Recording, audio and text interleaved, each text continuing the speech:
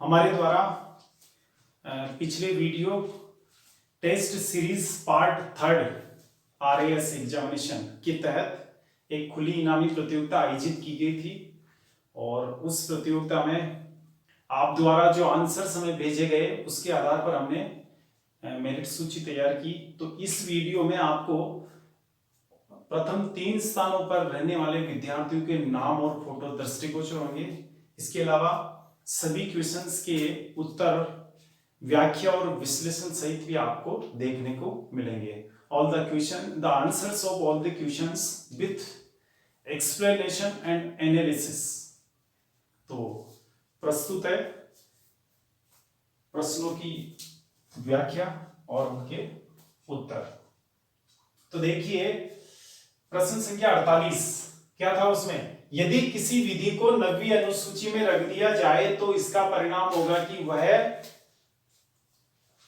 क्या 9वीं अनुसूची के बारे में पूछा गया है। देखो 9वीं अनुसूची भारतीय संविधान में 1951 में जोड़ी गई थी। 1951 में भारतीय संविधान में पहला संशोधन किया गया था। उस संशोधन के तहत चूंकि मूल संविधान में 8 अनुसूचियां थी तो 9वीं अनुसूची जोड़ी गई 1951 में। तो उस अनुसूची को क्यों बनाया गया, यानी उसे क्यों जोड़ा गया संविधान में, उसका उद्देश्य यह था कि इस अनुसूची में जो कानून रखा जाएगा, जो कानून उल्लेखित होगा, उसको न्यायालय में चुनौती नहीं दी जा सकती।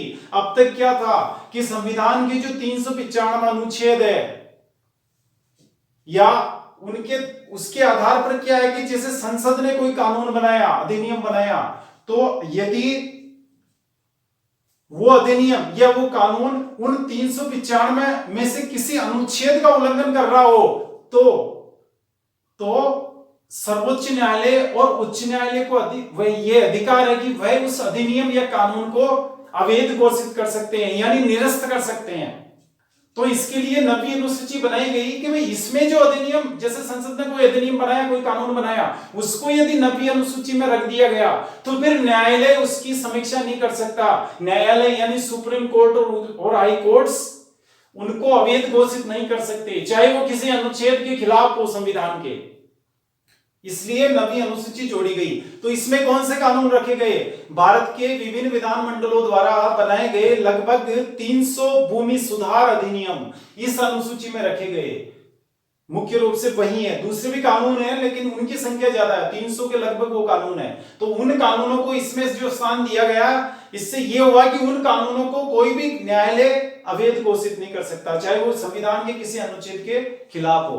तो यहां हम देखेंगे विकल्प क्या आ रहा है, 9वीं अनुसूची में रख दिया जाए तो इसका परिणाम होगा कि वह विधि का मतलब कानून हो गया, वह विवाद योग्य हो जाएगा। नहीं, ऐसा नहीं है, विवाद योग्य तो होगा ही नहीं, गलत लिख दिया। बी, न्यायालय में वाद योग्य नहीं रह जाएगा। हाँ, ये जरूर है कि न्यायालय में वाद योग्य नहीं रह जाएगा। इसका मतलब ये है कि उसको न्यायालय में चुनौती नहीं दी जा सकती। ऐसा नहीं कि हर कोई आदमी जाके उसको चैलेंज करता है कोर्ट में कि लो साहब ये केरल विधानसभा ने या राजस्थान की विधानसभा ने भूमि सुधार कानून बना दिया, गलत कानून बना दिया, ये कानून तो जो स्वतंत्रता की का अधिकार है या जो संपत्ति का अधिकार है उसका उल्लंघन करता है। ऐसे करके जैसे कोई वहां उसको चैलेंज नहीं कर सकता, वाद योग्य नहीं रह जाएगा। यानी उसका वाद योग्य नहीं रहने का मतलब है कि उसको कोर्ट में नहीं ले जाया जा सकता, कोर्ट उस पर विचार नहीं कर सकता, उसको ये मान लो कि निरस्त नहीं कर सकता। सी, संविधान का भाग नहीं रह जाएगा। नहीं, संविधान का तो भाग रहेगा, 9वीं अनुसूची संविधान का भाग है, तो संविधान का भाग तो कैसे नहीं रहेगा, संविधान का तो पार्ट रहेगा वो। वह संसद के संशोधन अधिकार से बाहर हो जाएगा। नहीं, संसद तो संशोधन कर सकती है उसमें। यदि किसी कानून को 9वीं अनुसूची में डाल दिया गया तो संसद चाहे तो वापस उठा के 9वीं अनुसूची से बाहर कर सकती है उसको, यानी संसद तो उसमें संशोधन कर सकती है, या उसमें मान लो कोई उस कानून में कोई बात लिखी हुई है उसको चेंज करना है, उसमें अमेंडमेंट करना है, उसमें फेरबदल करना है, तो संसद कर सकती है, चाहे वो 9वीं अनुसूची में ही हो। 9वीं अनुसूची में रहने का सिर्फ एक ही प्रभाव पड़ता है, एक ही असर होता है कि उस कानून को न्यायालय क्या नहीं कर सकता, उस पर विचार नहीं कर सकता, उसको निरस्त नहीं कर सकता। अब वैसे 1973 आज की स्थिति है कि 1973 से पहले जो कानून डाले गए, अप्रैल 1973 से पहले उन कानूनों पर तो विचार नहीं कर सकता वो न्यायालय। लेकिन न्यायालय ने खुद ने कहा कि अगर आपने अप्रैल 1973 के बाद कोई कानून इसमें डाला है तो हम इस पे विचार कर सकते हैं। तो अभी की स्थिति ये कि अप्रैल 1973 के बाद अगर कोई कानून इसमें डाला गया नवी अनुसूची में तो न्यायालय उस पर विचार कर सकता है, न्यायालय चाहे तो उसको निरस्त भी कर सकता है। लेकिन ये स्थिति इसकी जो यहाँ ये जो 4 विकल्प दिए हुए हैं उसमें एप्रोप्रिएट जो आंसर होगा वो बी होगा यहाँ। वैसे हम आपको जब उच्च न्यायालय और उच्चतम न्यायालय पढ़ाएंगे तो बहुत विस्तार से इसके बारे में पढ़ाएंगे अभी कि कोर्ट किन किन विधियों को सुन सकता है, उन पे निर्णय दे सकता है या उनको निरस्त कर सकता है। आगे चलेंगे क्वेश्चन नंबर 49। राज्यसभा के सदस्यों का चुनाव होता है। राज्यसभा के सदस्य आप जानते हैं भारतीय संसद का ऊपरी सदन, भारतीय संसद का द्वितीय सदन, भारतीय संसद का उच्च सदन। तो उसके जो सदस्य होते हैं 245 वो कहां से चुनकर आ रहे हैं? तो देखो ये है लोकसभा के सदस्यों द्वारा। हमने देखा लोकसभा के सदस्यों का तो कोई रोल ही नहीं है उसमें। भाई राज्यसभा में कितने सदस्य हुए?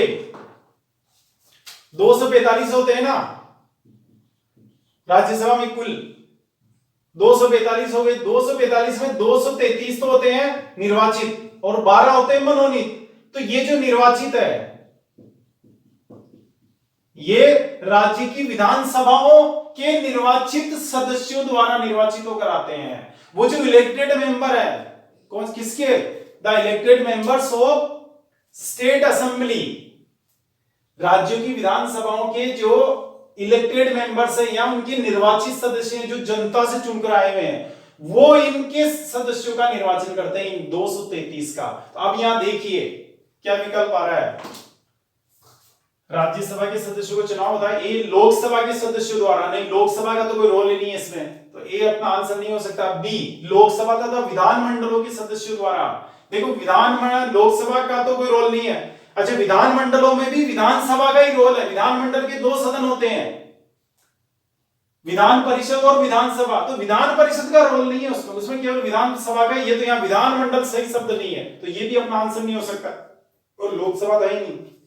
अच्छा, सी राज्य विधानसभाओं के निर्वाचित सदस्यों द्वारा। ये एकदम से सही है, हमने बताया ना। ये जो 233 सांसद है राज्यसभा के, ये राज्यों की विधानसभाओं के निर्वाचित सदस्यों द्वारा चुनकर आते हैं। समझे आप? अब इसमें 3 केंद्र शासित प्रदेश हैं तो वहां की विधानसभाओं के सदस्य भी चुनकर आते हैं। मतलब वहां की विधानसभाओं के निर्वाचित सदस्य भी इस वोटिंग में या इस चुनाव में भाग लेते हैं और वहां से भी सदस्य चुनकर आते हैं। लेकिन यहाँ जो 4 विकल्प दिए हुए हैं उनमें एप्रोप्रिएट यही है, राज्य विधानसभाओं के निर्वाचित सदस्य करते हैं। वहां भी सारे सदस्य नहीं करते। हालांकि आज की तारीख में विधानसभाओं में जम्मू कश्मीर की विधानसभा को छोड़ दे बाकी सभी जगह केवल निर्वाचित सदस्य रह गए हैं। अब जो एंग्लो इंडियन का प्रावधान था 1 सदस्य मनोनीत होने का राज्यों की विधानसभाओं में, वो समाप्त हो चुका है। तो आप ये भी कह सकते हैं कि राज्यों की विधानसभाओं जम्मू कश्मीर को छोड़ के वहां भी 2 का प्रावधान है, वो महिलाओं का। तो विधानसभाओं के निर्वाचित सदस्यों द्वारा नहीं, मतलब विधानसभाओं के निर्वाचित सदस्यों, आप ये याद रख लें कि विधानसभाओं के निर्वाचित सदस्यों द्वारा बस, और सीधे जनता द्वारा तो हो ही नहीं सकता। जनता तो सीधे चुनती नहीं इनको, वो तो लोकसभा के सदस्यों का निर्वाचन होता। तो डी अपना आंसर रॉन्ग है, यहां सी आएगा। 50 भारतीय संविधान के किस अनुच्छेद में मौलिक कर्तव्यों की चर्चा की गई है? 51 ए, 51, 50 ए, उपयुक्त में से कोई नहीं। देखो 51 ए जो है ना, तो यहां पे क्या है, हमने आपको बताया था कि भारतीय संविधान में बाद में जो भी अनुच्छेद जोड़ा गया उसके आगे क्या लगाते हैं? ए लगाते हैं। जैसे ए बी सी डी लगता है, ए बी सी डी जो भी जितने हैं। अब जैसे 51 जोड़ा जा रहा है ना, 51 के बाद जोड़ा जा रहा है 51 ए, तो 51 ए लिखा, ऐसे लिखा जाएगा। इसका मतलब क्या समझे आप कि यहां कैपिटल ए आएगा, स्मॉल ए नहीं आएगा। मूल संविधान में स्मॉल ए का इस्तेमाल हो रखा है, लेकिन मूल संविधान के बाद यदि किसी अनुच्छेद को जोड़ा गया तो उसकी मुख्य विशेषता होती है, उसको आप पकड़ सकते हैं कि उसके आगे यानी उसके बाद में, मतलब उसके बाद में एक लिखा होगा या बी ए सी ए, जैसे 51 ए तो ये कैपिटल आएगा। 51 ए के बाद फिर मान लो एक और जोड़ दिया गया 51B, तो बी भी कैपिटल आएगा। 51C और जुड़ गया बाद में, तो 51C कैपिटल आएगा। 51D और जोड़ा गया तो डी ऐसे नहीं आएगा, ये नहीं, 51D होगा ऐसे है। 51 जैसे ई है तो 51E ऐसे नहीं होगा, स्मॉल नहीं होगा, 51E होगा। ये राइट आंसर है, समझे आप, ये राइट है। तो यहां 51A राइट है। तो इसमें चूंकि आप देख रहे हैं 51A अपना आंसर बनता है, 51 तो है ही नहीं, 51 तो उसमें तो क्या अगर नीति निर्देशित तत्वों से संबंधित है वो तो मूल संविधान में था, बाद में जो जोड़ा गया 51 के बाद जोड़ा गया 51A बनाकर, उसको नया नाम क्या या नया नंबर क्या दिया गया, 51A नया नंबर दिया गया। तो प्रश्न संख्या 50 का आंसर होगा डी। प्रश्न संख्या 51, भारत के संविधान में अब तक कितने संशोधन हो चुके हैं? भारत के संविधान में अब तक कितने संशोधन हो चुके हैं? ये आ रहा है इसमें विकल्प 103। देखो 103वां संशोधन हुआ था 2019 में, इसका संबंध था जो आर्थिक रूप से कमजोर वर्ग है उनको आरक्षण प्रदान किया गया। लेकिन इसके बाद 2019 में फिर एक संशोधन और किया गया 104वां। उसमें क्या था, दो प्रावधान किए गए उस संशोधन के तहत, यानी उस संशोधन द्वारा संविधान में दो बातें बदली गई। एक तो कौन सी बात बदली गई कि एससी और एसटी को जो आरक्षण मिला हुआ था लोकसभा और राज्यों की विधानसभाओं में, उस आरक्षण की अवधि 2020 में समाप्त हो रही थी, तो उस अवधि को 10 साल आगे बढ़ाया गया 2030 तक इस संशोधन द्वारा। ठीक है, एक ये बात हुई। दूसरा, इस संशोधन द्वारा क्या किया गया कि लोकसभा और विधानसभाओं में एंग्लो इंडियन को मनोनीत किए जाने का प्रावधान था, लोकसभा में 2 और विधानसभा में 1। तो ये जो प्रावधान था ना, इस प्रावधान को समाप्त कर दिया गया, यानी आज की तारीख में एंग्लो इंडियन को मनोनीत किए जाने का कोई प्रावधान, कोई नियम नहीं है भारत में। तो उसका संबंध इस 104वें संशोधन से था। अच्छा, 105वां अभी कोई संशोधन नहीं हुआ, 106 भी अभी कोई संशोधन नहीं हुआ। अभी जो लास्ट संशोधन है वो 104 नंबर वाला है, 104 है उसका नंबर, तो बी आएगा इसमें आंसर। प्रश्न संख्या 52, लोकसभा के सदस्यों को शपथ कौन ग्रहण कराता है? देखो, लोकसभा के सदस्यों को आज की तारीख में माने अपन 543 सदस्य एंग्लो इंडियन रहे नहीं, अब तो 543 है। 543 में से देखो एक बात याद रखना आप, संविधान में क्या लिखा है पहले ये बात जानो। संविधान में ये लिखा कि संसद के सदस्यों को, जैसे लोकसभा की बात करें तो लोकसभा के सदस्य को राष्ट्रपति या उसका प्रतिनिधि शपथ दिलाएगा। अब राष्ट्रपति और प्रतिनिधि दोनों ही शपथ दिलाते हैं लोकसभा के सदस्यों को। जो 543 सदस्य है उनमें से एक सदस्य को तो शपथ दिलाता है राष्ट्रपति, उस सदस्य को कहते हैं प्रोटेम स्पीकर। और बाकी जो बचे 542 जिनमें प्रधानमंत्री भी सम्मिलित है, 542 को शपथ दिलाएगा प्रोटेम स्पीकर। क्या समझे? यानी राष्ट्रपति ने तो एक सांसद को शपथ दिला दी, फिर वो एक सांसद उस राष्ट्रपति के प्रतिनिधि के रूप में उन 542 सांसदों को शपथ दिलाता है। तो अब चूंकि यहां विकल्प क्या आ रहा है, यानी शपथ दिलाने वाले दो हो गए लोकसभा के सदस्यों को, राष्ट्रपति और उसका प्रतिनिधि, तो उसका प्रतिनिधि का प्रैक्टिकल में नाम है प्रोटेम स्पीकर। अब यहां क्या विकल्प आ रहा है, यहां देखेंगे। ए में है लोकसभा अध्यक्ष, तो ये तो दिलाता ही नहीं है लोकसभा अध्यक्ष तो ये आंसर नहीं हो सकता। बी प्रधानमंत्री, प्रधानमंत्री भी नहीं दिलाता। सी भारत का मुख्य न्यायाधीश, इसका भी कोई काम नहीं हुआ न्यायाधीश का। सी डी आओ राष्ट्रपति, तो ये बिल्कुल सही है कि राष्ट्रपति लोकसभा के सदस्यों को शपथ ग्रहण कराता है। क्या लिखा संविधान में कि लोकसभा के सदस्यों को राष्ट्रपति या उसका प्रतिनिधि शपथ दिलाएगा। तो यहां जो ये 4 विकल्प है उनमें सही आंसर होगा डी। प्रश्न संख्या 53, निम्न में से किस राज्य ओब्लिक केंद्र शासित प्रदेश का भारत में सबसे अंत में विलय हुआ? यानी ये जो 4 राज्य या केंद्र शासित प्रदेश लिखे हुए हैं, इनमें से कौन सा ऐसा जो सबसे लास्ट में भारत का अंग बनाया, भारत का हिस्सा बनाया, भारत में मिलाया, भारत में उसका विलय हुआ? अब चलो साहब, पुदुचेरी का विलय कब हुआ? पुदुचेरी फ्रांसीसियों के कब्जे में था और पुदुचेरी का 1954 में भारत में विलय हुआ। ठीक है, अब चलेंगे सिक्किम। सिक्किम एक राजतंत्र था, अलग से देश था सिक्किम, तो राजतंत्रात्मक व्यवस्था थी वहां, भारत से इसका कोई लेना देना नहीं था, कोई लिंक नहीं था। तो सिक्किम को 1975 में वहां की जनता की मांग पर भारत में इसका सिक्किम का विलय किया गया 1975 में। तो ये 54, ये 75, गोवा किनके कब्जे में था? पुर्तगालियों के कब्जे में। और 1961 में भारत सरकार ने सैनिक कार्रवाई करके फिर गोवा का विलय भारत में कराया।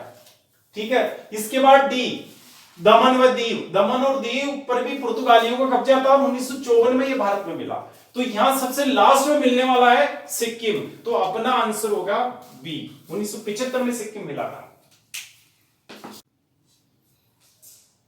क्वेश्चन नंबर 54, प्रधानमंत्री पद की शपथ का प्रारूप निम्न में से किस अनुसूची में उल्लेखित है? देखिए क्या पूछा जा रहा है यहां कि प्रधानमंत्री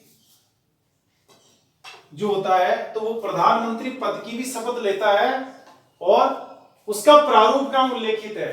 तो हमने आपको बताया था कि प्रधानमंत्री या मुख्यमंत्री ये दो ऐसे पद होते हैं जिनकी शपथ का कोई प्रारूप नहीं होता, ये शपथ लेते ही नहीं है, इस पद की कोई शपथ नहीं होती। बात समझ रहे हैं आप? प्रधानमंत्री के पद की कोई शपथ नहीं होती, प्रधानमंत्री भी कैबिनेट मंत्री की तरह ही शपथ लेता है, यानी ये भी सिर्फ मंत्री के रूप में शपथ लेगा। जैसे अमित शाह ने शपथ ली मंत्री पद की, जैसे राजनाथ सिंह ने शपथ ली, जैसे निर्मला सीतारमण ने शपथ ली, जैसे स्मृति ईरानी ने शपथ ली, जैसे एस जयशंकर ने शपथ ली, वैसी की वैसी शपथ। उन्होंने किस बात की शपथ ली? मंत्री पद की। उसमें विभाग का उल्लेख नहीं होता शपथ में कहीं कि मैं अमित शाह गृह मंत्री के रूप में शपथ लेता हूं या मैं निर्मला सीतारमण वित्त मंत्री के रूप में शपथ लेती हूं, ऐसा नहीं बोला जाता। वो सिर्फ ये बोलते हैं कि मैं मंत्री पद की शपथ लेता हूं। तो ये जो प्रधानमंत्री भी यही बोलते हैं कि मैं मंत्री पद की शपथ लेता हूं। कभी भी प्रधानमंत्री अपनी शपथ में ये नहीं बोलते कि मैं प्रधानमंत्री पद की शपथ लेता हूं। इसका मतलब क्या हुआ? प्रधानमंत्री पद की अलग से कोई शपथ नहीं होती है। इसी प्रकार मुख्यमंत्री पद की भी अलग से शपथ नहीं होती है। प्रधानमंत्री भी वही शपथ लेता है जो दूसरे कैबिनेट मंत्री लेते हैं, दूसरे मंत्री जो ले रहे हैं। समझ गए? तो यहां इसका मतलब क्या हुआ कि जब प्रधानमंत्री पद की कोई शपथ होती नहीं है तो फिर उसके प्रारूप का उल्लेख तो कहीं मिलेगा ही नहीं। भाई कोई चीज है ही नहीं तो फिर उसको लिखा ही नहीं गया। तो यहां पे क्या आएगा? अब यहां विकल्पों में विचार कीजिए। देखो ए में क्या लिखा? अनुसूची 3। अनुसूची 3 में शपथ प्रारूप उल्लेखित तो है लेकिन प्रधानमंत्री का नहीं है, दूसरों का है, सांसद का है, एमएलए का है, न्यायाधीश का है, सीएजी का है, उनका है। इसमें उनका नहीं है क्योंकि उनका तो है ही नहीं, तो फिर लेते ही नहीं है प्रधानमंत्री पद। यानी मंत्री पद की शपथ का प्रारूप तो उल्लेखित है यहां।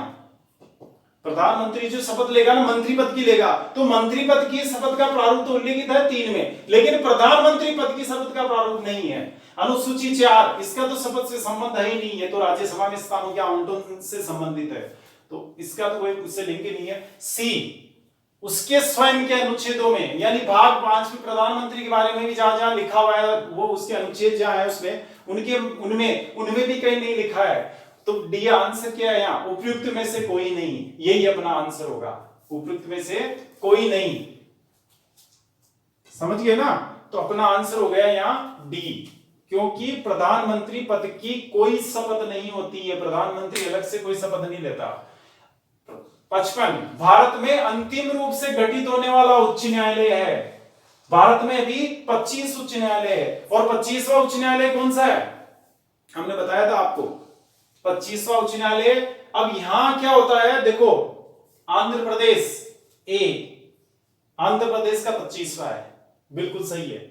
और बी तेलंगाना। अब इस यहां कंफ्यूजन क्या होता है स्टूडेंट्स को कि साहब तेलंगाना लास्ट में बना राज्य है तो हो सकता है इसका 25वां होगा, लेकिन इसका 25वां नहीं है, इसका 24वां। यानी जो पहले आंध्र प्रदेश का उच्च न्यायालय था वो तो दिया गया तेलंगाना को, और आंध्र प्रदेश के लिए नया उच्च न्यायालय बनाया गया, इसलिए 25वां उच्च न्यायालय आंध्र प्रदेश का कहलाता है।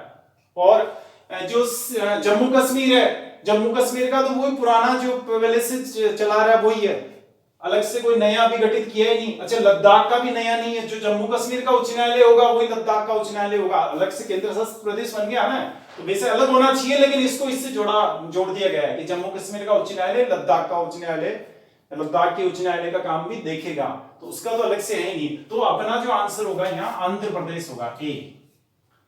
56 8वीं अनुसूची में कितनी भाषाएं उल्लेखित है? भारतीय संविधान की अनुसूची 8, उसमें मान्यता प्राप्त भाषाएं उल्लेखित है कि भारत में किन किन भाषाओं को मान्यता प्राप्त होगी। ये 22 क्षेत्रीय भाषाएं होती है उसमें, तो 22 है। अब यहाँ विकल्प देख लो आप कौन सा आ रहा है। ए 18 ये नहीं हो सकता, बी 22 तो बी सही होगा। सी देखो 21 ये भी नहीं हो सकता, डी 16 ये भी नहीं हो सकता, तो ये है 22, बी आंसर होगा। प्रश्न संख्या 57, भारत के संविधान में प्रथम संशोधन कब किया गया? क्या था? भारत के संविधान में प्रथम संशोधन कब किया गया? भारत के संविधान में अब तक 104 संशोधन हो गए हैं, तो 1 नंबर वाला संशोधन कब हुआ ये पूछा गया है इसमें। तो हमने आपको बताया था, कई बार बताया, 1 नंबर का जो संशोधन हुआ या जो पहला संशोधन हुआ उसका संबंध था 9वीं अनुसूची से, यानी 9वीं अनुसूची संविधान में जोड़ी गई। 9th schedule was added in the constitution by this amendment। तो ये जो पहला संविधान संशोधन है वो 1951 में किया गया और 9वीं अनुसूची संविधान में जोड़ी गई। तो यहाँ पे ऑप्शन देखेंगे कौन कौन से आ रहे हैं आपके। ए में 1951 आ गया, बिल्कुल यही अपना सही है आंसर। अच्छा 1950 हो नहीं सकता, 1956 हो नहीं सकता, 1954 हो नहीं सकता, तो ए आंसर। प्रश्न संख्या 58, राष्ट्रपति के निर्वाचन का उल्लेख संविधान की किस भाग में है? देखो राष्ट्रपति का जो इलेक्शन होता है ना, राष्ट्रपति के निर्वाचन की एक लंबी चौड़ी प्रक्रिया होती है, तो वो जो प्रक्रिया है उसका उल्लेख किसमें है? भारतीय संविधान के अनुच्छेद 54, 55 में राष्ट्रपति, जिसे 54 में लिखा हुआ कि राष्ट्रपति के निर्वाचन मंडल में कौन कौन होगा, 55 में भी राष्ट्रपति के निर्वाचन के बारे में उल्लेख है। तो ये दोनों जो अनुच्छेद है ये संविधान के कौन से भाग में है? भारतीय संविधान का सबसे बड़ा भाग जिसमें 100 अनुच्छेद है, कौन सा भाग? भाग नंबर 5 में। तो अब देखेंगे कि यानी क्या हुआ कि राष्ट्रपति के निर्वाचन का उल्लेख अनुच्छेद 54, 55 में है और अनुच्छेद 54, 55 भाग 5 में रखे हुए हैं, तो अपना यहाँ आंसर होगा भाग 5। अब देखिए ए में 4 है, ये नहीं हो सकता, बी में 5 है तो बी अपना आंसर होगा, सी 6 हो नहीं सकता, डी 7 ये भी नहीं हो सकता, तो आंसर है बी 5। प्रश्न संख्या 59, किस प्रधानमंत्री के कार्यकाल में संविधान में मौलिक कर्तव्य जोड़े गए? किस प्रधानमंत्री के कार्यकाल में संविधान में मौलिक कर्तव्य जोड़े गए? देखो भारतीय संविधान में 1976 में मौलिक कर्तव्य जोड़े गए थे। संविधान संशोधन अधिनियम 42वां संविधान संशोधन अधिनियम 42वें के तहत 1976 में मौलिक कर्तव्य जोड़े गए। और आप यदि आप प्रधानमंत्रियों का इतिहास देखेंगे तो 1976 में भारत में प्रधानमंत्री कौन थे? उस समय कौन थे नहीं कौन थी? इंदिरा गांधी। तो अपना आंसर क्या होगा कि इंदिरा गांधी के कार्यकाल में जब वो प्रधानमंत्री थी तब संविधान में मौलिक कर्तव्य जोड़े गए। अनुच्छेद 51A एक नया अनुच्छेद बनाकर उसमें ये मौलिक कर्तव्य रखे गए, 10 मौलिक कर्तव्य जोड़े गए उस वक्त। तो यहाँ पे आंसर होगा अपना, जैसे ए मोरारजी देसाई हो नहीं सकता, बाद में बने थे ये तो प्रधानमंत्री। जवाहरलाल नेहरू ये उस वक्त जा चुके थे, इस दुनिया में नहीं थे। राजीव गांधी ये भी बाद में प्रधानमंत्री बने थे। तो यहाँ आंसर होगा ये डी इंदिरा गांधी।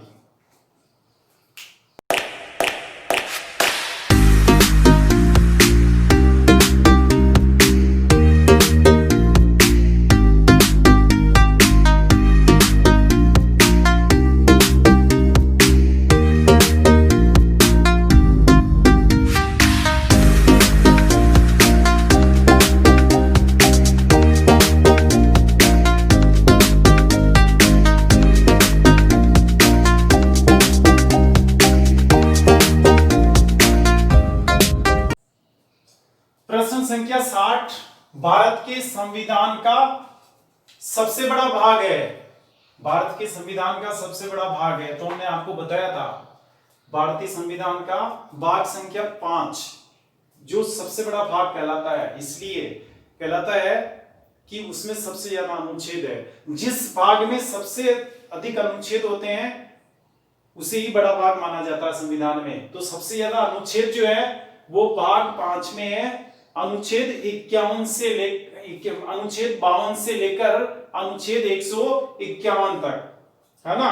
तो ये जो भाग है, कितने भाग हो गए? 100 भाग हो गए भारतीय इसमें भाग 5 में। तो 100 भाग हो गए, 52 से 151 100 हो गए, 100 अनुच्छेद हो गए, सॉरी क्या हो गए, 100 अनुच्छेद हो गए, अनुच्छेद नंबर 52 से लेकर 151 तक। तो 100 अनुच्छेद है ना, तो 100 अनुच्छेद किसी भी भाग में नहीं है। आप भारतीय संविधान के 22 ही भाग देखेंगे तो 22 में से कोई सा भाग ऐसा नहीं है जिसमें इतने अनुच्छेद हो। इसलिए इस भाग को सबसे बड़ा भाग कहा जाता है, और इसका जो उल्लेख संबंध है वो संघ से संबंधित है। राष्ट्रपति वगैरह, प्रधानमंत्री, उच्चतम न्यायालय, इनसे, इसका संसद वगैरह इनसे संबंध है। तो यहाँ अपना विकल्प होगा, जैसे ए में 3 ये नहीं हो सकता, इसका संबंध तो मौलिक अधिकारों से इतना बड़ा भी नहीं है। भाग 4 इसका संबंध नीति निर्देशक तत्वों से है, उसका संबंध नहीं है। सी 5 ये आंसर होगा, डी 8 नहीं हो सकता अपना। अच्छा, मैं संविधान की 10वीं अनुसूची संबंधित है, संविधान की 10वीं अनुसूची संबंधित है। भारतीय संविधान में 12 अनुसूचियां हैं, 8 अनुसूचियां तो मूल संविधान में थी, 4 अनुसूचियां बाद में जोड़ी गई। तो 4 में जैसे चलेंगे ना अपन, तो 9वीं अनुसूची जोड़ी गई 1951 में, वो उसका संबंध था भूमि सुधार कानूनों से। भूमि सुधार के कानून उसमें डाले गए, यानी उसमें जो कोई डाल दिया गया उसको न्यायालय में चैलेंज नहीं कर सकते, उसका ये था सार। तो भूमि सुधार कानून के लिए ही डाला गया, उसको बाद में हालांकि भूमि सुधार के अलावा और कानून भी डाले गए। अच्छा, एक 10वीं अनुसूची, 10वीं अनुसूची भारतीय संविधान में 52वां संशोधन किया गया 1985 में, और 1985 में एक नई अनुसूची जोड़ी गई जिसका नंबर था 10वां, तो उसको 10वीं अनुसूची कहते हैं। और उसका संबंध है कि दल बदल से संबंधित क्या कानून होंगे, क्या नियम होंगे देश में। यानी दल बदल अगर कोई करता है, सांसद या विधायक, तो वो किस अयोग्य होगा कि नहीं होगा, या अयोग्य होने के क्या नियम होंगे, अयोग्य नहीं होने के क्या नियम होंगे, ये सारी बातें, सारे नियम इस 10वीं अनुसूची में लिखे हैं। तो दल बदल से संबंधित जो अनुसूची है वो 10वीं अनुसूची है, 1985 में भारतीय संविधान में जोड़ी गई। तो अपना आंसर आएगा यहाँ ए, दल बदल। बी, भूमि सुधार नहीं हो सकता। सी, भाषाएं, इसका संबंध तो 8वीं अनुसूची से, मूल संविधान में थी ये। तो शपथ का जो उल्लेख है वो अनुसूची 3 में है, तो ये नहीं हो सकती, अपना आंसर होगा ए। 62, अनुच्छेद 370 का उल्लेख किस भाग में है? अनुच्छेद 370 का संबंध जम्मू कश्मीर से है। अभी वैसे पिछले साल ये बहुत ही हाईलाइटेड था, अभी सुप्रीम कोर्ट में विचाराधीन है ये अनुच्छेद, इसको चैलेंज किया हुआ है। तो अनुच्छेद 370 में क्या था? कश्मीर के बारे में, जम्मू कश्मीर के बारे में विशेष प्रावधान उल्लेखित थे। अभी 5 अगस्त 2019 को भारत के राष्ट्रपति जी ने एक आदेश जारी कर 370 के जो प्रावधान थे कश्मीर के संबंध में, वो सभी प्रावधान समाप्त कर दिए। और आज की तारीख में 370 में एक लाइन लिखी हुई है सिर्फ, यानी अनुच्छेद 370 विलोपित नहीं हुआ है, वो तो है। आप देखेंगे संविधान में तो क्रम संख्या, अनुच्छेद क्रम संख्या मतलब अनुच्छेद का मतलब क्रम संख्या या नियम संख्या या कानून संख्या, तो कानून संख्या 370 मिलेगा आपको, अनुच्छेद 370 मिलेगा। लेकिन अब वहां एक लाइन लिखी हुई है क्या, कि भारतीय संविधान के जितने अनुच्छेद हैं वो सभी अनुच्छेद जम्मू कश्मीर पर लागू होंगे। तो आज भी 370 है। तो इस 370 का उल्लेख किस भाग में, यानी भारतीय संविधान के जो 22 भाग है कुल, उनमें से कौन से भाग में इसको रखा गया है? तो देखो, इसको रखा गया है भारतीय संविधान के भाग 21 में। 21 का संबंध, इसमें जो 21 में 369 से लेकर 392 तक अनुच्छेद उल्लेखित है। और इन सभी अनुच्छेदों की विशेषता ये है कि ये अस्थायी प्रकृति की है, जब भी चाहे संसद या राष्ट्रपति इनको विलोपित कर सकते हैं। तो इसका संबंध कौन से भाग से है? अनुच्छेद भाग 21 से। तो यहां अपना आंसर होगा, देखो, ए 18 नहीं हो सकता, सी 22 नहीं हो सकता, डी 12 ये भी नहीं हो सकता, अपना आंसर होगा बी 21। देखिए प्रश्न संख्या 63 क्या था? निम्न में से कौन सा सुमेलित है? निम्न में से कौन सा सुमेलित है? एक नंबर में था मूल अधिकार भाग 3, यानी जो यहां भाग और उनमें उनसे संबंधित जो सब्जेक्ट है, जो विषय है, उसको मैच कराया गया है। तो कौन सा मैच हो रहा है या कौन सा नहीं हो रहा है, इसको देखना है। तो मूल अधिकार भाग 3, यानी मूल अधिकारों का उल्लेख भाग 3 में है, बिल्कुल सही है, हमने बताया था आपको, भाग 3 में उल्लेखित है। 2 नंबर नीति निर्देशक तत्व भाग 4, भाग 4 में ही है उल्लेख इनका, नीति निर्देशक तत्वों का, तो ये भी सही है। 3 नंबर है ग्राम पंचायतें भाग 9A, देखिए ग्राम पंचायतों को संवैधानिक दर्जा 1992 में दिया गया, जब भारतीय संविधान में 73वां संशोधन किया गया, है ना। और फिर वहां 73वां संविधान संशोधन करके 11वीं अनुसूची भी जोड़ी गई इसमें। तो ग्राम पंचायतों का जो उल्लेख है वो भाग 9A में नहीं है, भाग 9 में है, क्योंकि भाग 9 खाली चला रहा था काफी सालों से। तो भाग 9 खाली था ना, तो ग्राम पंचायतें इसमें फिट कर दी गई कि चलो ग्राम पंचायतों को ये जो सब्जेक्ट है इसको डाल दो, ये पूरा खाली पड़ा है। तो भाग 9 था उसका संबंध। ग्राम पंचायतों का उल्लेख अभी कौन से भाग में है? भाग 9, समझे। तो ये गलत है, यहाँ 9A नहीं, केवल 9 होगा। 9A में अच्छा 1992 में ही 74वां संविधान संशोधन किया गया भारतीय संविधान में, और नगर पालिकाओं को संवैधानिक दर्जा दिया गया, और संविधान में भाग 9A जोड़ा गया, और भाग 9A में उल्लेखित है नगर पालिकाएं, और संविधान में 12वीं अनुसूची भी जोड़ी गई, जिनमें क्या उल्लेखित है? नगर पालिकाओं के बारे में। तो यहाँ पे क्या है कि दोनों उल्टे हो गए। ये कैसे उल्टे हो गए? यहाँ जो ग्राम पंचायतें हैं वो भाग 9A न होकर 9 होना चाहिए, और नगर पालिकाएं हैं इधर वो भाग 9 न होकर 9A होना चाहिए। तो ये 3 और 4 दोनों फाल्स है। तो अब इनके अनुसार अपने को विकल्प देखने, चूंकि ये पूछ रहा कि सुमेलित कौन कौन से हैं चारों में से, तो विकल्प देखिए आप। ए में आप जाएंगे तो केवल एक, तो केवल एक ही सुमेलित नहीं है, क्योंकि 1 और 2 दोनों ही सुमेलित है यहाँ, 1 और 2, तो ये तो विकल्प नहीं हो सकता।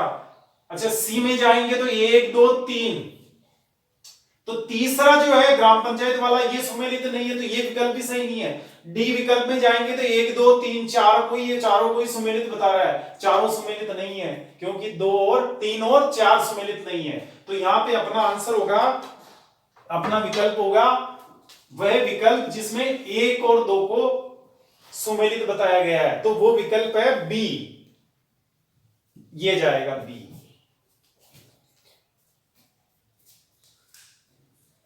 अब आगे चलेंगे, प्रश्न संख्या 64।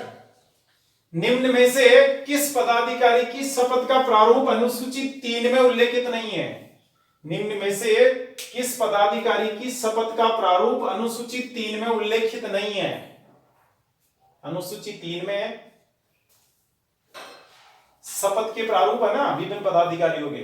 तो देखो अनुसूची 3 में मंत्री पद की शपथ उल्लेखित है, सांसद की भी शपथ उल्लेखित है, विधायक की भी है, न्यायाधीश की भी है, लेकिन वहां राष्ट्रपति की नहीं है। राष्ट्रपति की शपथ का उल्लेख राष्ट्रपति की स्वयं के अनुच्छेदों में है। कौन से में? भाग 5 अनुच्छेद 60। अनुच्छेद 60 में राष्ट्रपति द्वारा ली जाने वाली शपथ उल्लेखित है, उसका प्रारूप उल्लेखित है। तो ये आंसर यहाँ पे अपना क्या होगा कि भाई उल्लेखित नहीं है, तो मंत्री की तो है, सांसद की भी है, यानी ए बी, तो अपना आंसर नहीं हो सकता, डी भी नहीं हो सकता, विधायक का भी प्रारूप उसमें उल्लेखित है, तो अपना होगा राष्ट्रपति, यानी विकल्प सी। देखिए प्रश्न संख्या 65 था, कथन 73वां संविधान संशोधन 1993 में किया गया था। तो ये जो कथन है सही है या गलत है? 73वां संविधान संशोधन कब किया गया था? भारतीय संविधान में 73वां संविधान संशोधन किया गया था 1992 में, हमने विस्तार से बताया था आपको, और पंचायती राज जब पढ़ेंगे तो उसमें भी बहुत ही विस्तार से बात करेंगे इसके बारे में। लेकिन वैसे मैंने आपको कई बार बता रखा है कि जो 73वां संविधान संशोधन है वो 1992 में किया गया था। तो ये जो 93 में लिखा है ये गलत है, एक तो यहाँ, तो ये गलत हो गया। दूसरा फिर कारण में आ रहा है 73वें संविधान संशोधन का संबंध ग्राम पंचायतों से है। ये तो सही है कि 73वां संविधान संशोधन का उद्देश्य ग्राम पंचायतों को संवैधानिक दर्जा प्रदान करने का था, उद्देश्य यही था। तो ग्राम पंचायतों से ही है इसका संबंध। तो यहाँ पे यानी क्या हुआ, ये जो ऊपर लिखा हुआ है कथन ये तो गलत हो गया, यहाँ 1993 की जगह 92 होना चाहिए था, तो ये गलत। और ये जो नीचे कारण लिखा हुआ है ये कारण सही है, यानी 73वें संविधान संशोधन का संबंध ग्राम पंचायतों से है, ये सही है। अब विकल्प देखेंगे, कथन सही परंतु कारण गलत। विकल्प ए कह रहा है कि कथन सही परंतु कारण गलत, तो ये तो अपना हो नहीं सकता, यह आंसर होगा नहीं, क्योंकि अपने तो कारण सही आ रहा है, कथन गलत है। अच्छा सी में जाएंगे, कथन में कारण दोनों सही, तो दोनों सही नहीं हो सकते, ये ऊपर वाला गलत है। डी में है कथन व कारण दोनों गलत, तो दोनों भी गलत नहीं है, नीचे वाला सही है। संविधान संशोधन जो ग्राम पंचायतों से संबंधित है। अब है बी, कथन गलत परंतु कारण सही, ये सही है। ऊपर वाला जो लिखा हुआ है कथन वो गलत है और नीचे जो लिखा है वो सही है, तो अपना विकल्प होगा यहां पे जो आंसर होगा वो होगा बी। प्रश्न संख्या 66, कौन सा सुमेलित नहीं है। अब इसमें क्या पूछा गया था आपसे कि एक तो संविधान के घटक लिख दिए एक तरफ ये लिखा गया कि मूल संविधान, यानी जब 26 नवंबर 1949 को संविधान स्वीकार हुआ था उस दिन तक के संविधान को कहते हैं मूल संविधान। तो मूल संविधान में इनकी संख्या कितनी थी जब संविधान बना था, क्या समझे, जब संविधान बना तो उस समय इनकी इन घटकों की संख्या कितनी थी, और वर्तमान में आज की तारीख में कितनी है संख्या, इनमें मैच कराना है, सुमेलित कराना है इनको। तो कौन सा सुमेलित नहीं है इसकी जांच करनी थी। तो देखिए विकल्प ए में लिखा है कि संविधान का घटक कौन सा, अनुच्छेद, तो अनुच्छेद मूल संविधान में कितने थे कि मूल संविधान में 395 लिखा है, वर्तमान में कितने 395। मैंने आपको बिल्कुल स्पष्ट कर रखा है कि मूल जो अनुच्छेद है मूल संविधान में भी 395 थे, आज भी 395 ही है, तो ये तो एकदम सुमेलित कर रहा है अपना। अच्छा, बी विकल्प है भाग, मूल संविधान में भाग कितने थे 22, आज भाग कितने हैं, यहां 25 लिखा हुआ है, जबकि कितने भाग 22 ही है। मैंने आपको कितनी बार बताया, बहुत स्पष्ट किया है, पिछली वीडियो आप देखेंगे तो एकदम से क्लियर कर रखा है आपको कि वर्तमान में भी भाग की संख्या 22 ही है, पहले भी 22 ही थी। तो ये विकल्प अपना एक तो सुमेलित नहीं है। नीचे चलेंगे, सी विकल्प में उद्देशिका, मूल संविधान में भी एक ही थी, आज भी एक ही है, ये भी सुमेलित है। डी विकल्प में अनुसूचियां, अनुसूचियां मूल संविधान में 8 थी और वर्तमान में 12 है, बिल्कुल पहले 8 थी जब संविधान बना और बाद में 4 जो और जोड़ी गई जो 12 हो गई, ये भी 12 है संख्या। तो यहां पे एक ऐसा विकल्प है या एक ऐसा घटक है जो सुमेलित नहीं हो रहा है, और वो कौन सा, भाग, यानी भाग की जो संख्या है पहले 22 थी, आज भी 22 ही है, तो ये अपना आंसर होगा यहाँ पे बी।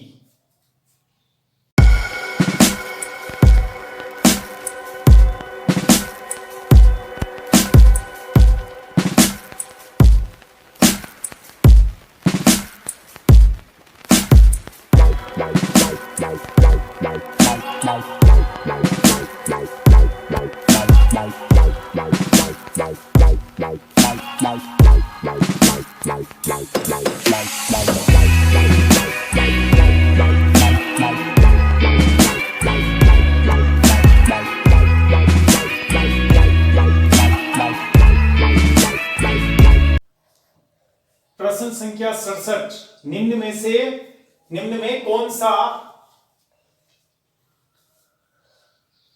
यहां पे था देखो, निम्न में से कौन सा संविधान संशोधन का हिस्सा है। तो देखिए ए इसमें विकल्प है किसी अनुच्छेद में परिवर्तन करना, यानी ये कह रहा है कि क्या ये जो लिखे में है ये संविधान संशोधन की परिभाषा में आते हैं, उसके अंग हैं। तो देखो किसी अनुच्छेद में परिवर्तन करना, मैंने आपको बताया था संविधान संशोधन का मतलब क्या है। संविधान संशोधन का मतलब 3 बातों से, 3 कार्यों से, 3 घटनाओं से है ना।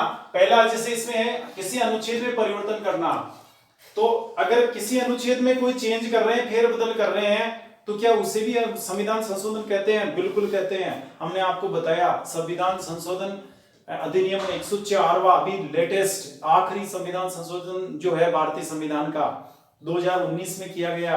इसके तहत क्या किया गया, भारतीय संविधान के अनुच्छेद 334 में यह लिखा हुआ था कि एससी और एसटी का लोकसभा और विधानसभाओं में आरक्षण 2020 के बाद समाप्त हो जाएगा। तो अभी इस संशोधन द्वारा एक चेंज किया गया, क्या उस अनुच्छेद में एक परिवर्तन किया गया, क्या परिवर्तन किया गया कि 2020 के स्थान पर 2030 लिख दिया गया। यानी क्या हो गया, आज की तारीख में क्या लिखा हुआ वहां कि एससी और एसटी का लोकसभा और विधानसभाओं में आरक्षण 2030 के बाद समाप्त हो जाएगा। पहले क्या लिखा था 2020 के बाद समाप्त हो जाएगा। ये जो 10 वर्षों की अवधि बढ़ाई गई, ये जो फेरबदल किया गया, इसको भी संशोधन कहते हैं। इसीलिए तो ये काम जब किया गया तो इस काम को क्या कहा गया, संविधान संशोधन अधिनियम 104। समझे? तो ये भी संशोधन कहलाता है। फिर है बी, किसी अनुच्छेद को विलोपित करना। किसी अनुच्छेद को विलोपित करना वो भी संविधान संशोधन की श्रेणी में आता है। भारतीय संविधान में एक मौलिक अधिकार हुआ करता था, उल्लेखित था, कौन सा, संपत्ति का मौलिक अधिकार। तो आपको मालूम होगा 1978 में संपत्ति के मौलिक अधिकार को विलोपित कर दिया गया, यानी मिटा दिया गया, उसको समाप्त कर दिया गया। वो एक कानूनी अधिकार रह गया है अभी केवल। तो ये जो 31 में इसका उल्लेख था, अनुच्छेद 31 में, वहां क्या उल्लेखित था कि प्रत्येक व्यक्ति को संपत्ति का मौलिक अधिकार होगा, ये था। अब संपत्ति के मौलिक अधिकार को बिल्कुल ही उस अनुच्छेद को उड़ा दिया गया संविधान से 1978 में 44वें संविधान संशोधन द्वारा। ये जो कार्य किया गया इसको क्या नाम दिया गया, संविधान संशोधन।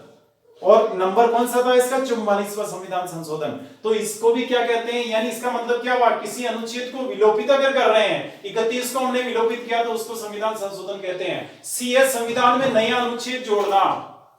जैसे संविधान में कोई नया अनुच्छेद जोड़ने की क्रियाएं हुई, जितने भी काम हुए, क्या उनको भी संशोधन कहते हैं? बिल्कुल कहते हैं। आप कहीं मत जाइए। 42वां संविधान संशोधन 1976 भारतीय संविधान में मौलिक कर्तव्य जोड़े गए, 10 मौलिक कर्तव्य जोड़े गए 1976 में, और एक नया अनुच्छेद जोड़ा गया, कौन सा, 51A तो जोड़ा गया है ना। तो नया अनुच्छेद जोड़ा जाना था, इसलिए इस काम को संशोधन का नाम दिया गया, और उसका नंबर था 42वां। तो ये भी सही है, यानी ये भी संविधान संशोधन ही कहलाता है। तो संविधान संशोधन का मतलब क्या हुआ, या संविधान संशोधन के हिस्से ये तीनों ही हो गए। अनुच्छेद में परिवर्तन करना भी होता है, अनुच्छेद को विलोपित करना भी होता है। विलोपित का मतलब होता है डिलीट करना, समाप्त करना। संविधान में नया अनुच्छेद जोड़ना भी संशोधन ही कहलाता है। तो अपना आंसर होगा यहाँ डी, उपयुक्त सभी। 68 11वीं अनुसूची के अनुसार पंचायतों को कितने विषय हस्तांतरित किए जाने हैं। भारतीय संविधान में 73वें संविधान संशोधन द्वारा पंचायती राज संस्थाओं को संवैधानिक दर्जा दिया गया, और संविधान में 11वीं अनुसूची जोड़ी गई। उस 11वीं अनुसूची में 29 विषय उल्लेखित हैं। ये मानो कि 29 विभाग, ये मान लो 29 तरह के कार्य ऐसे हैं, आंगनवाड़ी से संबंधित कार्य, ग्रामीण स्वच्छता से संबंधित कार्य, और मान लो प्रारंभिक शिक्षा, प्राथमिक शिक्षा से संबंधित कार्य। तो ये जो कार्य है ना, इनका ऐसे 29 है, ये 29 है। तो इनके बारे में ग्राम स्तर के जो पावर्स हैं, यानी ये जो कार्य हैं ग्राम लेवल के, उन कार्यों के संबंध में पंचायतों को शक्तियां प्रदान की जानी है कि वहां ग्राम लेवल पे ये जितने भी कार्य है वो पंचायत के नियंत्रण में, उसके देख रेख में होंगे। जैसे आंगनवाड़ी संस्था है तो पंचायतों के अंडर में है ना। तो ये इस तरह से ऐसे 29 विषय ये पंचायतों को सौंपे जाने हैं। इन 29 की लिस्ट बनी हुई है इस 11वीं अनुसूची में। 11वीं अनुसूची बनाई इसीलिए गई कि ये 29वां नाम लिखे हुए हैं। तो 29 में से अधिकांश इनको हस्तांतरित या यो कहेंगे ट्रांसफर किए जा चुके हैं, कुछ एक ही रहे हैं। तो इसका मतलब क्या हुआ, 11वीं अनुसूची के अनुसार पंचायतों को कितने विषय हस्तांतरित किए जाने हैं, तो आंसर होगा अपना 29। तो यहाँ 29 आ रहा है ए विकल्प में, तो ये अपना आंसर सही होगा। बाकी ये बी में 22, सी में 47, डी में 66, ये नहीं होंगे। अब चलेंगे क्वेश्चन नंबर 69। 74वें संविधान संशोधन अधिनियम का संबंध है। 74वां संविधान संशोधन 1992 में किया गया, और उसका संबंध किससे है, नगर पालिकाओं से है। संविधान में भाग 9A जोड़ा गया, और नगर पालिकाओं को संवैधानिक दर्जा दिया गया, तो इसका संबंध नगर पालिकाओं से है। तो ढूंढिए नगर पालिका कहाँ है। ए में तो ग्राम पंचायतें हैं, ये नहीं हो सकता। सी में जाएंगे दल बदल है, तो दल बदल का संबंध इससे नहीं है। वो तो फिर 10वीं अनुसूची जोड़ी थी, 52वां संविधान संशोधन था। और नगर पालिकाएं, तो अपना क्या आएगा आंसर यहाँ, नगर पालिकाएं, बी। प्रश्न संख्या 70। देखिए इसमें क्या था, हाल ही में जम्मू कश्मीर के संबंध में हटाए गए अनुच्छेद 35 का उल्लेख संविधान के किस घटक में था? 5 अगस्त 2019 को जम्मू कश्मीर के संबंध में एक बड़ा परिवर्तन किया गया। भारत के जो राष्ट्रपति जी थे उन्होंने एक आदेश जारी करके अनुच्छेद 35 को हटा दिया वहां से। अब कई संविधान विशेषज्ञ ये मानो जो राजनीतिक मामलों में या राजनीतिक गतिविधियों में इंटरेस्ट रखते थे या जम्मू कश्मीर के मामले में इंटरेस्टेड थे, ऐसे लोगों ने ढूंढा कि 35 कहां है संविधान में, तो उन्होंने सोचा अनुच्छेद है ये 35 है, तो अनुच्छेद 1 से लेकर 395 तक कोशिश की ढूंढने की, लेकिन कहीं नहीं मिला। 35 के आसपास भी देखा, वहां भी नहीं है 35 है, अनुच्छेद 35 जो है मौलिक अधिकारों में वहां भी नहीं मिला। तो फिर बाद में पता लगा कि साहब ये तो परिशिष्ट में, लास्ट में संविधान में परिशिष्ट जुड़े हुए हैं, उन परिशिष्टों में 1 और 2 में उल्लेखित है। तो ये क्या है, किसमें उल्लेखित था? मतलब अनुसूची में भी नहीं था, अनुच्छेद में भी नहीं था, कहीं भी 1 से लेकर 395 में, जबकि इसका यहां नाम क्या है 35 अनुच्छेद है ये, लेकिन अनुच्छेदों में लगा हुआ नहीं था। ये भाग में भी नहीं था। जब अनुच्छेद में नहीं था तो स्वाभाविक है कि भाग में भी नहीं था। एक परिशिष्ट और होते हैं संविधान में, 5 परिशिष्ट हैं अभी संविधान बनने के बाद जोड़े गए, तो 1 और 2 में उन परिशिष्टों में ये 35 से उल्लेखित था। मैंने आपको अच्छा विस्तार से उसमें बताया था। तो यहां पे आंसर आएगा अपने बी, परिशिष्ट। प्रश्न संख्या 71, अनुसूची 4 का संबंध है। अनुसूची 4 में क्या लिखा हुआ है? तो इसमें क्या पूछा गया था? ए, लोकसभा में स्थानों का आवंटन नहीं है, लोकसभा में स्थानों का आवंटन का संबंध नहीं है उससे। अच्छा, राज्यसभा में स्थानों का आवंटन, हाँ, उसमें क्या लिखा है कि किस राज्य के या किस केंद्र शासित प्रदेश के राज्यसभा में कितने स्थान होंगे, कितने सांसद वहां से चुनकर आएंगे, इस बात की सूची या इसकी लिस्ट वहां बनी हुई है इस अनुसूची 4 में। तो ये जो लिस्ट है ना, 28 राज्य और 3 केंद्र शासित प्रदेशों से राज्यसभा में सदस्य चुनकर आते हैं, तो वो 31 का ही नाम उसमें लिखा हुआ और उनके सामने प्रत्येक राज्य और केंद्र शासित प्रदेश के सामने संख्या लिखी हुई। जैसे राजस्थान के मामले में लिखा हुआ है कि राजस्थान से 10 सदस्य चुनकर जाएंगे। तो इसका उल्लेख यानी अनुसूची 4 में सिर्फ राज्यसभा में स्थानों का आवंटन का उल्लेख है। अब यहाँ देखो, ए अपना विकल्प सही नहीं हो सकता, सी में जाएंगे संसद में स्थानों का आवंटन।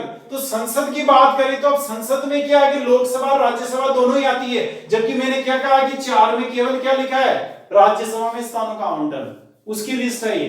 तो यहाँ संसद का एक भाग ऐसा है, लोकसभा, जिसका संबंध 4 से नहीं है, इसलिए संसद शब्द भी यानी संसद वाला जो यहाँ शब्द है ये भी अपने लिए सही नहीं हो सकता। तो विकल्प सी भी अपने फिट नहीं बैठता। अच्छा, डी में उपयुक्त सभी, ये सही हो ही नहीं सकता। तो विकल्प कौन सा सही होगा अपने यहाँ? बी, राज्यसभा में स्थानों का आवंटन। कुछ लड़कों ने जैसे ये कर दिया साहब संसद में स्थानों का आवंटन, संसद नहीं होगा, संसद का मतलब तो लोकसभा भी है। फिर जो लोकसभा में किस राज्य की कितने सीटें होती है वो इस अनुसूची 4 में उल्लेखित नहीं है। तो अपना आंसर बी होगा यहाँ पे।